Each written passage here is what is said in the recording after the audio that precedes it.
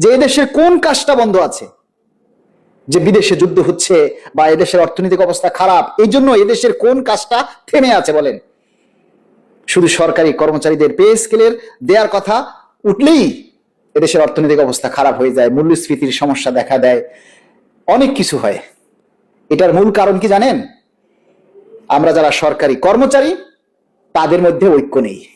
কিছু মানুষ বলে এই দেশের অবস্থা নাকি খারাপ, এই দেশের আর্থিক অবস্থা খারাপ, পে স্কেল দেওয়া সম্ভব না, দেশে অর্থ নাই, এটা সেটা, বিদেশে যুদ্ধ হচ্ছে, ইরানে যুদ্ধ হচ্ছে, বিভিন্ন দেশে সমস্যা, ইত্যাদি ইত্যাদি। আমি আপনাদেরকে প্রশ্ন করতে চাই, এ দেশের কোন কাজটা বন্ধ আছে? আপনার 3 বেলা খাওয়া বন্ধ আছে? গরুর মাংস, খাসির মাংস খাওয়া বন্ধ আছে? সোনারগাঁও হোটেলে গিয়ে কফি খাওয়া আপনার বন্ধ আছে? বুফে রেস্টুরেন্ট গুলোতে যে বুফে ডিনার, বুফে লাঞ্চ, এগুলি কি বন্ধ আছে? ওখানে গিয়ে দেখেন তো, জায়গা পাবেন না আপনি। স্বর্ণের দোকানগুলো কি বন্ধ হয়ে গেছে দেশের? কেউ স্বর্ণ কিনতেছে না? গাড়ি, যে বিলাসবহুল গাড়ি বেচা কিনা কি দেশে বন্ধ হয়ে গেছে? চলতেছে না? এদেশে খারাপ অবস্থা তৈরি করে ওই সমস্ত সিন্ডিকেট ব্যবসায়ীরা, যারা এদেশের সাথে দুশ্মনী করে জিনিসপত্রকে গোডাউন করে, গুদামজাত করে, অভাব ফেলিয়ে এদেশে দ্রব্যমূল্যের দাম বাড়ায়। এদেশের খারাপ অবস্থা তৈরি করে সেই সমস্ত ঠিকাদার, টেন্ডারবাজ এবং কন্ট্রাক্টররা, যারা 1 কোটি টাকার ঠিকাদারি নিয়ে 20 লাখ টাকার কাজ করে আর বাকি 80 লাখ টাকা পকেটে ভরে। এদেশের খারাপ অবস্থা তৈরি করে ওই সমস্ত কর্মকর্তারা, যারা বিভিন্ন অফিসে 20 লাখ টাকার জিনিসপত্র কেনার কথা বলে 5 লাখ টাকার জিনিস কেনে আর বাকি 15 লাখ টাকা এনো তেনো সেনো ট্যাক্স ম্যাক্স এগুলি দিয়ে খেয়ে ফেলে। কোনো কিছুতে অভাব আছে বলেন? কোথায় দেশের খারাপ অবস্থা? কারো কি ঘুষ খাওয়া বন্ধ আছে? কারো কি অবৈধভাবে ইনকাম করা বন্ধ আছে? বন্ধ আছে শুধু নিম্ন বেতনভুক্ত অল্প কিছু সংখ্যক কর্মচারী, যারা 8,250 টাকা, 15,000, 16,000 টাকা বেতন পায়। শুধু তারাই কষ্টে আছে, কারণ তারা 3 বেলা খাবার কিনতে পারতেছে না। বাকি সবাই ভালো আছে। Every person is well, everything is right, সবকিছু এদেশে ঠিক আছে। বিদেশে যুদ্ধের জন্য এদেশে কোন জিনিসটা বন্ধ আছে বলেন? প্রশ্ন করলাম, আপনারা উত্তর দিয়ে যাবেন যে এদেশের কোন কাজটা বন্ধ আছে যে বিদেশে যুদ্ধ হচ্ছে বা এদেশের অর্থনৈতিক অবস্থা খারাপ, এই জন্য এদেশের কোন কাজটা থেমে আছে বলেন? শুধু সরকারি কর্মচারীদের পে স্কেলের দেওয়ার কথা উঠলেই এদেশের অর্থনৈতিক অবস্থা খারাপ হয়ে যায়, মূল্যস্ফীতির সমস্যা দেখা দেয়, অনেক কিছু হয়। এটার মূল কারণ কি জানেন? আমরা যারা সরকারি কর্মচারী তাদের মধ্যে ঐক্য নেই।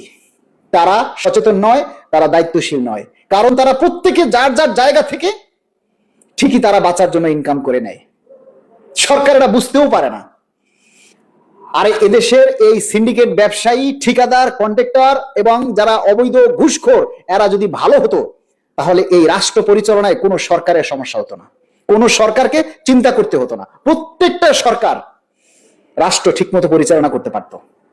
যত সরকারই আসবে, যদি এদেশ থেকে ঘুষখোর, দুর্নীতিবাজ, অবৈধ ইনকামকারী, টেন্ডারবাজি এবং এই চাঁদাবাজি এবং এই ব্যবসায়ী সিন্ডিকেট বন্ধ করতে না পারবে, ততদিন এদেশের অর্থনৈতিক অবস্থা কোনোদিন ভালো হবে না। কিন্তু কোনো কাজ থেমেও থাকবে না এই অর্থনীতির জন্য, সবকিছু চলবে। শুধু না খেয়ে মরবে এই সরকারি নিম্ন বেতনভুক্ত কিছু কর্মচারী, তাও সবাই না। আপনি যদি ভালো থাকেন, আপনি কখনো পে স্কেলের দাবির কথা প্রচারও করবেন না, আন্দোলন দিলে মাঠেও আসবেন না। যারা চিল্লায় শুধু অল্প কিছু সংখ্যক মানুষ, তাও বেশি না, 2, 4, 500, 1000, 2000, 3000, হাইয়েস্ট হলে 10,000 মানুষ কষ্টে আছে, বাকি সবাই ভালো আছে, গ্যারান্টি। কারণ বাকি কারো কোনো সারা শব্দ নেই। একটা মানুষ তখনই চিল্লাবে যখন তার পেটে ক্ষুধা থাকবে। যতক্ষণ তার পকেটে পয়সা থাকবে ততক্ষণ পর্যন্ত সে কোনো কিচ্ছু বলবে না। এই সারা বাংলাদেশে সরকারি কর্মচারীদের মধ্যে হাইয়েস্ট গেলে 10,000 কর্মচারী কষ্টে আছে, বাকি সবাই ভালো আছে। প্রমাণ চান? প্রমাণ গিয়ে দেখেন। কারণ আপনার পেটে ক্ষুধা থাকলে আপনি অবশ্যই রাজপথে নামতেন। আপনার পেটে ক্ষুধা নাই, তাই আপনার পে স্কেলের প্রয়োজন নাই। আপনার পেটে ক্ষুধা নাই, তাই আমরা যারা পে স্কেল নিয়ে কথা বলি, দাবি নিয়ে কথা বলি, এগুলি আপনারা প্রচার করে তুলে ধরেন না, সরকারকে সহযোগিতা করেন না, আপনারা শুধু নিজের পকেট ভরেন। সরকারের কোনো দোষ নেই। প্রতিটা সরকার চায় রাষ্ট্রকে ভালো রাখতে, কিন্তু এই সিন্ডিকেট ব্যবসায়ী, চাঁদাবাজি, ঠিকাদার, এদের কারণে সরকার রাষ্ট্র ঠিক মতো চালাতে পারে না। কোনো সরকারের দোষ নেই। মাননীয় প্রধানমন্ত্রীর কাছে আমরা করজোর অনুরোধ করব, আপনি কঠোর হস্তে আর কিছু করেন আর না করেন, এই টেন্ডারবাজি, চাঁদাবাজি, সন্ত্রাসী এবং সিন্ডিকেট ব্যবসায়ী এগুলোকে সোজা করে যান। স্যালুট আপনাকে।